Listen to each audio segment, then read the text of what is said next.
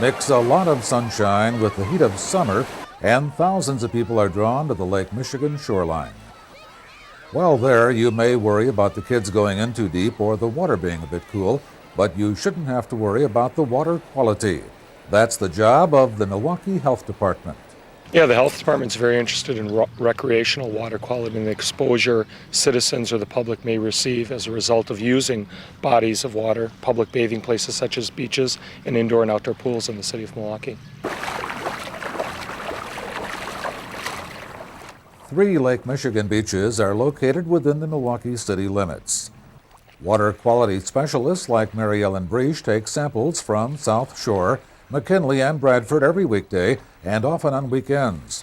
The health department then checks to make sure bacteria levels aren't above public health guidelines. South Shore has some problems unique to beaches in the city, but all can be affected by a number of contaminants. These can include fecal material from birds and from diapers discarded on the beach. Yeah, we're looking at a number of non-point source contributors to water quality at the beach, as well as some point source. We have seagulls and waterfowl that use the beach. We're looking at hard surfaces near the beach, as well as facilities near the beach, such as the marina, the fact that there are boats, that many of the boats do have heads or toilets on board. We're looking at those types of influences. And then primarily we're also looking at the watershed and the impact that it has on the beach. The watershed's located north of the beach. We have a primarily southerly flow in Lake Michigan. And anytime we experience a heavy rain, we tend to see contamination from the watershed impact the near shore areas, including South Shore Beach. If bacterial measurements reach dangerous levels, the health department will recommend that a beach be closed to swimmers, usually for 2 to 3 days. While there are occasional problems, the overall lake water quality has improved since construction of the deep tunnel system. And previous to the deep tunnel, that emptied directly into our rivers and watershed and then would indirectly impact the beaches. So water quality has improved dramatically over the last 5 years. Unfortunately, during rainfall events, we still do see bacteria levels above the public health threshold, and at that time the health department posts the beach. We actually put up signage that warns or notifies the public of poor water quality conditions.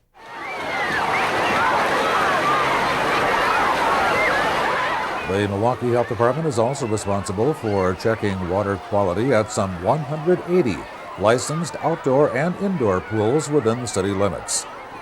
With filtering systems, frequent cleanings, and chlorine treatments, they're not tested as often as the beaches.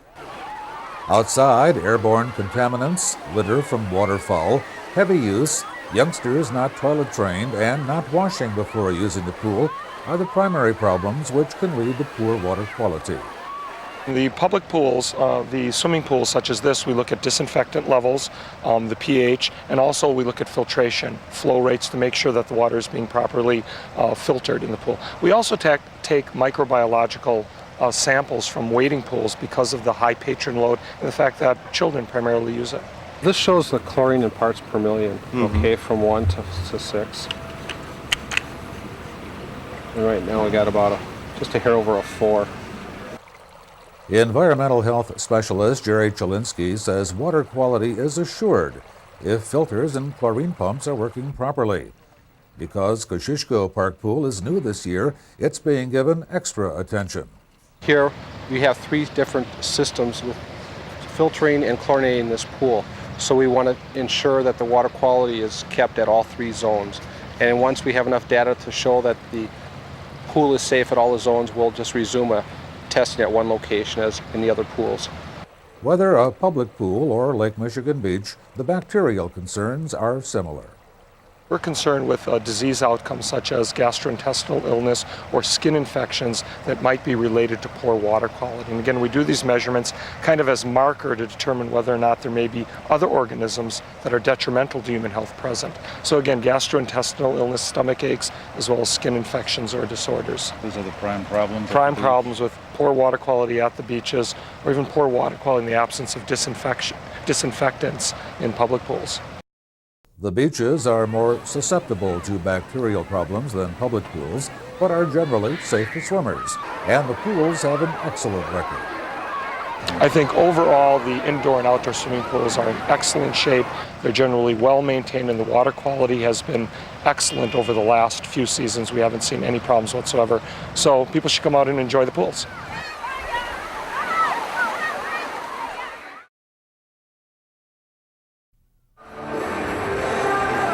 When as many as 100,000 people turn out for an event such as Milwaukee Summerfest, there's a need to keep things under control. A strong police presence can help, but the police can't do it all alone. Okay, welcome to Summerfest, July 1st, 1997. Got some assignments? The assignments are for citizen volunteers, sworn members of the Milwaukee Police Department Auxiliary Unit. These trained volunteers back up their full-time police counterparts, often freeing them for more pressing duties. Well, our primary function is to do traffic control and crowd control at all the major events, primarily in the downtown area, but throughout the city. We do about 50 major events a year, and overall we do somewhere in the neighborhood of 189 events throughout the whole city for all of our 7 units. The auxiliary police program has been around since about 1941, when it was primarily a civil defense type unit. There are about 250 volunteers in the program. They enjoy the work and the people. Dealing with the people, the crowds, the children. They come up, ask for baseball cards, say hi, how you doing, They look up to you, they respect you. I like that. Ray had started training to become a police officer, but a successful heating and air conditioning business put a stop to that. So he joined the auxiliary. I think I'm making it a little safer. People see me, they recognize me, and it's could prevent a crime. You never know. It's different situations. A parent comes up to you and says, "I've lost my child." You feel good when you find that child. Well, I have a brother and a cousin and many friends that are police officers in Milwaukee, and I'm involved in my community pretty much, and I decided to become involved with becoming an auxiliary police officer. Right now, what I've experienced is all positive things, so there's no difficulties for me just as of yet. And what kinds of things have you been doing? Crowd control, working at different festivals, church festivals, just enjoying ourselves. And enjoying the people too? Yes, and they always treat you really nice. The auxiliary has also been an important part of Craig Spurl's life since 1985. He's gone beyond training for basic crowd and traffic control into other volunteer activities. There's 2 parts of the program. One is to be the auxiliary officer. The other part is to be ride-along certified, and I managed to pass both of those. And that way I can assist the officers in whatever way that they would need assistance. It's interesting to know the other side of police work. We did learn all about the police department. We've had a chance to help out with crime prevention. But I think what I like the most is working with the people at parades and at the festivals like this, helping with traffic and crowd control. We generally get some pretty decent respect from the people. Auxiliary officers receive about 40 hours of training, more if they become involved in additional programs. They have no arrest powers, but can quickly call for assistance if necessary. The volunteers do much more than provide security and crowd control during festivals, concerts, parades, and other events. They may also help organize and staff block watches, advise residents on proper anti-crime and security measures, and work in the Community Services Office.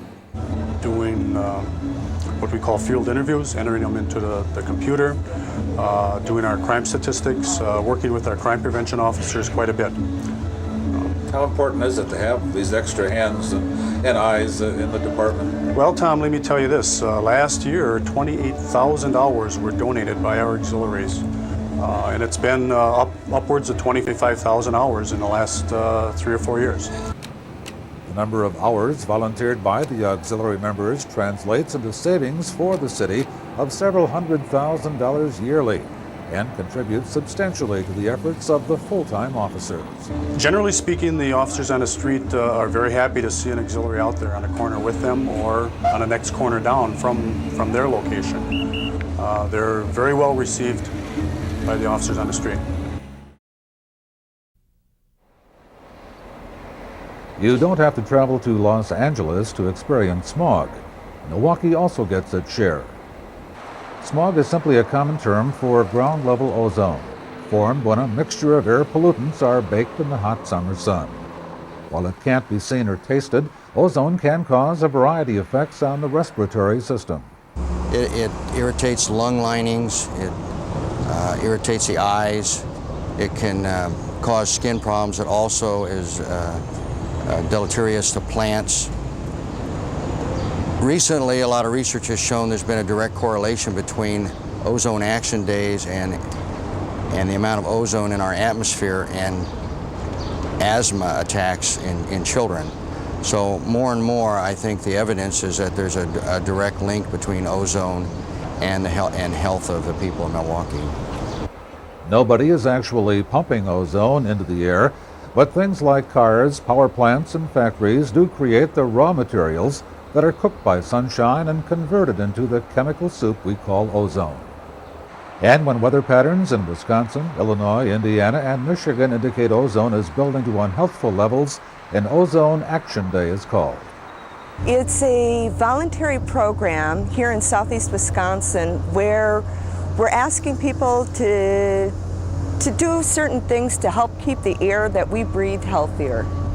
During Ozone Action Days, residents of Milwaukee and 5 other southeast counties are asked to reduce the production of pollutants that contribute to ground-level ozone. Carpool or take the bus. Postpone mowing the lawn. Fill in your car's gas tank or recreational boating until evening. Limit the use of paint, lacquers, and other chemicals that react to sunlight. And what happens is these earlier in the day, these emissions and the sunlight kind of heat up, and then you will see ozone levels rising throughout the day. So if we can keep these emissions down in the morning, we're going to see fewer, or less ozone in the afternoon hours and evening hours. There are 17 ozone monitoring stations in Wisconsin's eastern counties, like the one on top of and inside the Child Care Center at the UWM campus. They are in areas with the population, industry, and lake effects that can lead to ozone production. The 17 specifically are from all the way from Door County down to Racine-Kenosha County to the Chiwaukee Prairie, which is right close to the Illinois border. Most specifically along the lakefront is where we really monitor closely, have the most intense monitoring along the lakefront.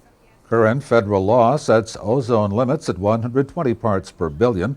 If concentrations reach 100 parts, an air pollution advisory is issued. The things that we like to monitor are the weather conditions. Very important factor in formation of ozone. We need to know where the wind is coming from, the speed of the wind. The southerly, east and west, southeast, southwest winds can blow ozone from this direction, so we need to know where it's coming from. Calm winds are the ones that can also keep the ozone concentrated. And so we also need to know, of course, the outside temperature. And then we also have the actual ozone analyzers. They're equipment like the one you see behind me that are actually taking samples from the outside air and telling us how much ozone is in there. And we have carbon monoxide analyzers to see how much CO is in the air, SO2 analyzers for sulfur dioxide to see what we have of those. We take samples of those and we analyze those, and it determines what kind of chemicals are reacting out there. When an Ozone Action Day is called, it's called by region. The entire state of Wisconsin and the surrounding states go into an ozone action mode.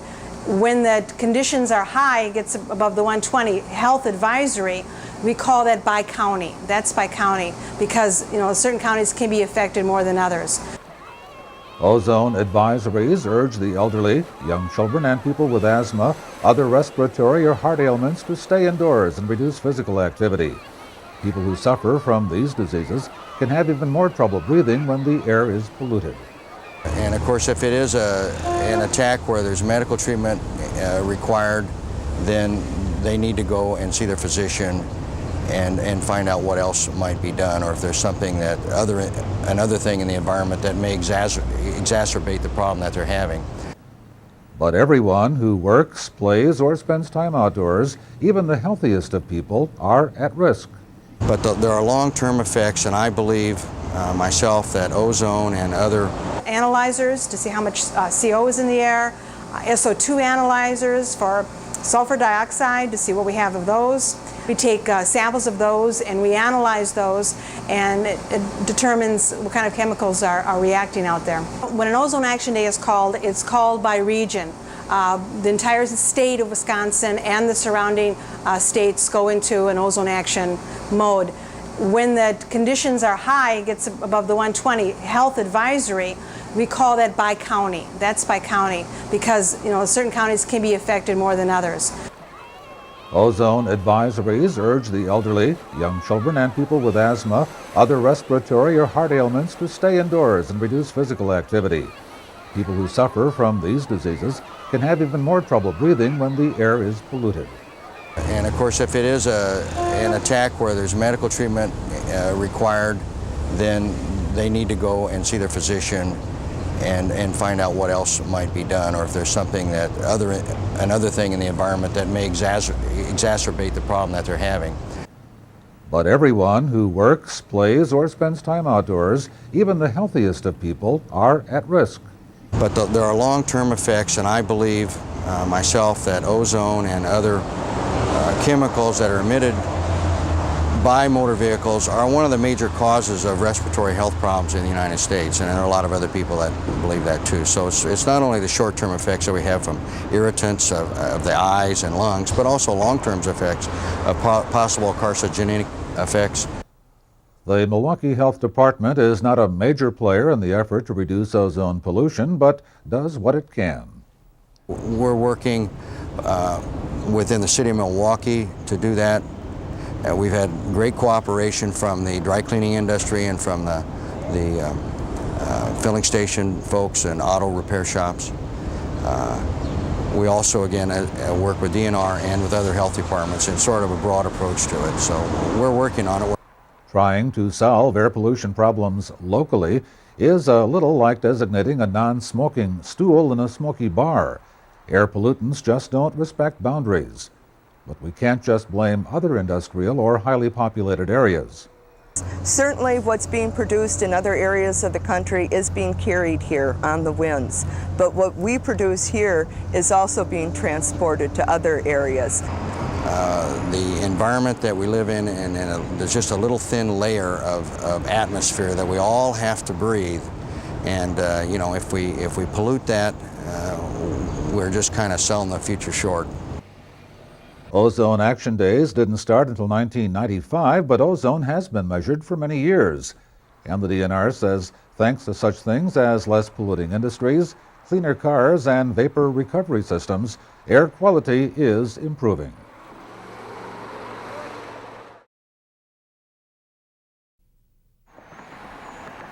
It's not possible for police to tell from just looking at any group of cars whether all the drivers have a license or insurance, or even own the auto they're driving.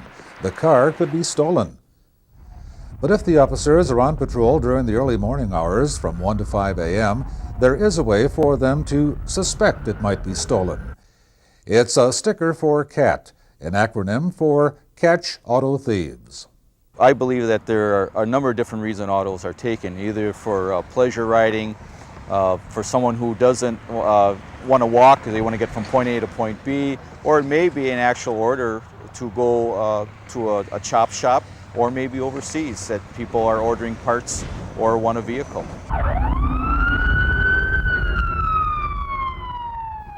Normally, police are prohibited under the Fourth Amendment from stopping a car without cause. But participants in the CAT program voluntarily sign a consent form allowing the car to be stopped between 1 and 5 a.m. Police are alerted by 3 decals in the auto and check a car's registration and the driver's identity. The registration process simply takes part at any local police station. The people fill out a registration form, giving us permission again to stop their auto between these hours. We apply 3 CAT stickers within the auto, signifying that this car is registered in the CAT program and the officer can stop it without probable cause. Over 3,000 Milwaukee residents have joined the program. It's not for everyone, such as second shift workers, but can benefit those who under normal circumstances don't drive between 1 and 5 a.m. The registration actually is for those people who normally will not operate their autos between the hours of 1 a.m. and 5 o'clock a.m. when most auto thefts take place. And this is if you have it parked between those hours that you aren't driving it. I know there will be an exception when you may have to drive it, but then that'll be upon the discretion of the officer to see who is driving the vehicle. Does it look suspicious? Does it not look suspicious at that time? Most cars are targeted by thieves on the basis of how quickly they can be stolen. The Catch Auto Thieves decal program provides a deterrent, another obstacle by increasing the thief's exposure to arrest. And there are many other steps you can take in the fight against auto theft. I believe a person should make sure that when they lock up their vehicle at night, that they take all the valuables out, make sure that the doors are locked. Some people don't lock their vehicles, but make sure the doors are locked. Some of the other anti-theft devices out there, such as the club, ignition kill switches, fuel shutoffs, these things with a Chicago collar can be added to their vehicle, which maybe nothing's ever 100%, but it will delay and deter the criminal to go somewhere else. Officer West calls these extra steps a layered approach to auto theft prevention. It will discourage, first of all, the club is a visual deterrent, just as the CAT stickers would be. Then you have the Chicago collar, which is a visible deterrent. They can't crack the column, or it's going to take a lot of time. A lot of criminals don't want to spend a lot of time. The longer they're at a location, the more chances for them to be apprehended because of the time that they have to spend to get through these anti-theft devices. And if you have a kill switch or an alarm, but actually do more than just one thing. If you can have 2 or 3, this will actually benefit you in the long run. Again, the CAT program is not for everyone, nor will it stop all auto thieves. But it's one more obstacle to put in their way, to give them second thoughts about stealing your auto. A lot of times we get vehicles that are stolen with keys in that weren't locked up, that people may have a key hidden outside that's outside the vehicle, it's easy to find. When we look at auto theft, again, it's opportunity. Is it made easy? Any crime, if it's easy, it's a crime of opportunity. What we would like to do is the criminal does not want any attention brought to him or her, whatever the case may be. With the CAT stickers in the vehicle, if you're driving between those hours or close to those hours, if an officer sees it, the vehicle is going to be stopped and asked if you are the rightful owner.